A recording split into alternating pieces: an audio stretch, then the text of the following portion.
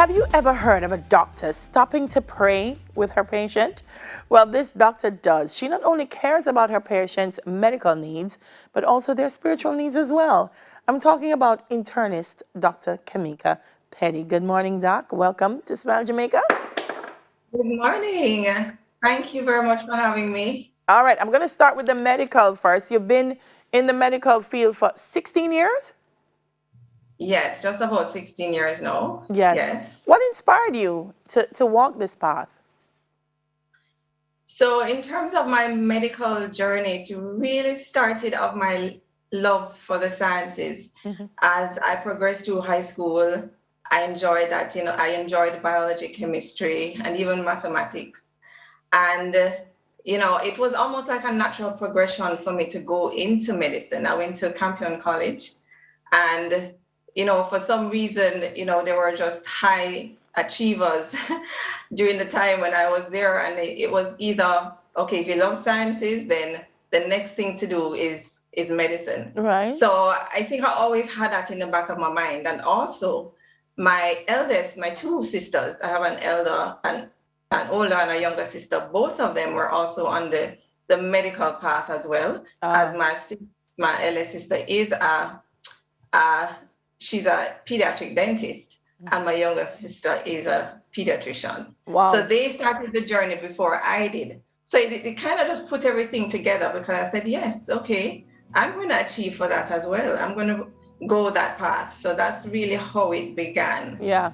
And then the specialization to internist. Right. So you know what? It kind of just came because when I finished medical school, I still really was searching to say, okay, what should I do? And, at one point I thought I wanted to be a dermatologist, but then eventually I just started working in internal medicine at KPH, and I enjoyed it. And I just realized that, okay, this is like the bread and butter of medicine. Oh, yeah. So I just pursued it, and I went into the postgraduate program at University Hospital, and I went through the 4 years, completed it, and was successful. So that is really how I got to internal medicine. All right. There are a lot of people who are Christians, people who are religious, but they don't bring that into what they do all the time. They do work, and then when you see them in church, they're in church. But you're different. Yes. You've allowed your faith to be assimilated into your daily activities. Why? So, in truth, you really can't separate yourself from who you are. So when you are in Christ, you are a new creature. That's what the Bible says. Right. So you have a new identity, right? And you can't change your identity. So it really doesn't matter what profession you go into, whether it's medicine, whether it's engineering, lawyer, whatever it is, farmer, teacher, you really just, you just adapt to the new person that God is molding you into. And so you really can't separate who you are. Yeah. Who you are. Yeah. Yes. But it's a big step. It may not seem like a big step to you, Kevin, but it's a big step as a medical doctor to be able to, in a conversation with a patient, say, may I pray with you? Or do you at times wonder, well, maybe this person not religious, or they may believe in other types of spirituality. That never bothers you? So you know what though? I mean,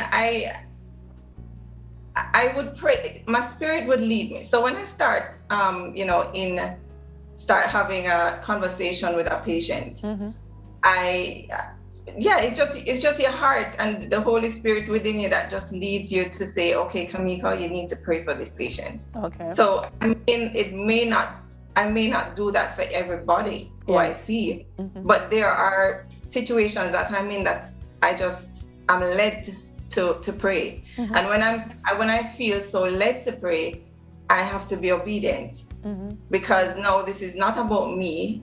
It's not about how I feel even speaking about it to the patient. It's just, I want to be obedient.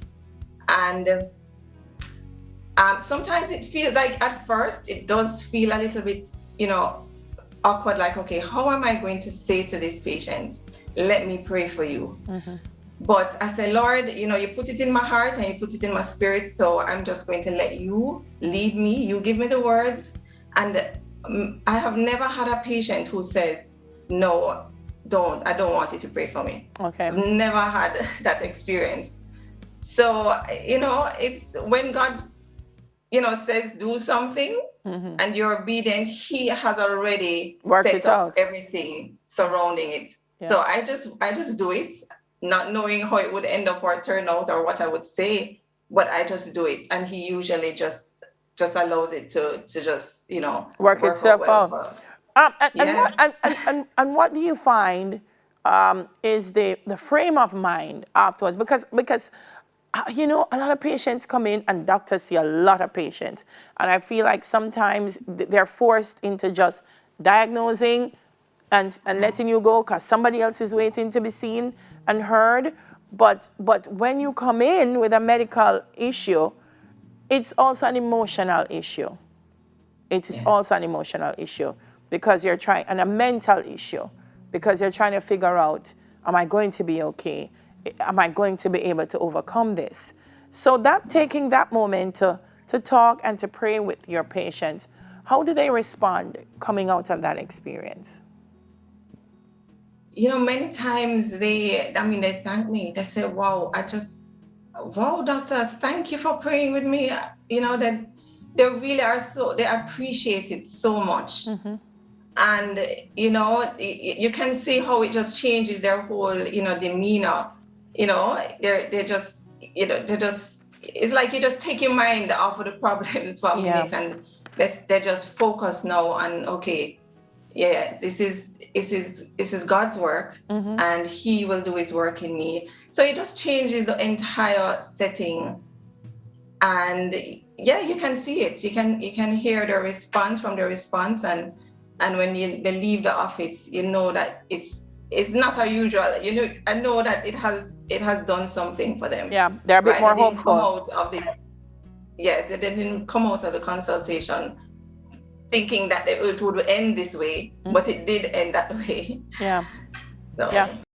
Makes them a little bit more hopeful. And I think what it does is it also reinforces to them, Kamika, that you are there for their well-being. You're not just there to write a prescription or just to hear that something is happening, but that you're there for their well-being.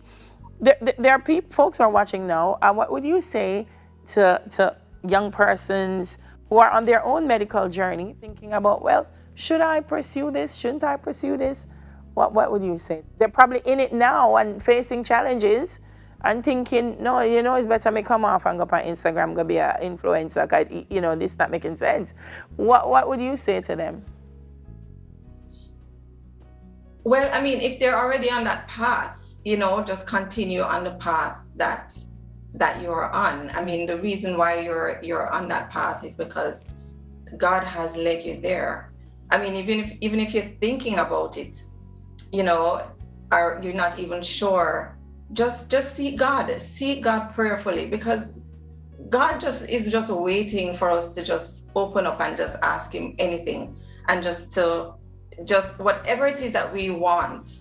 If we're asking for guidance, if we need to make a decision and we don't know what decision to make, he will lead us on that path and he will give us the answers that we need. Once we come to him humbly seeking him, he will answer us. And, one of the things, because there was a time when I was wondering, I wonder if medicine was really the thing that I should have gone into. And then time went on and he showed me that, Kamika, anything that you do that allows you to interface and integrate and be able to interact with people is a blessing, because I can touch the lives of anybody who I come in contact with. So it really doesn't matter what profession you're in. Once you shine a light, and once you're able to share with somebody, encourage their faith, pray with them. So I am just blessed to be able to have an occupation where I just see people on a daily basis.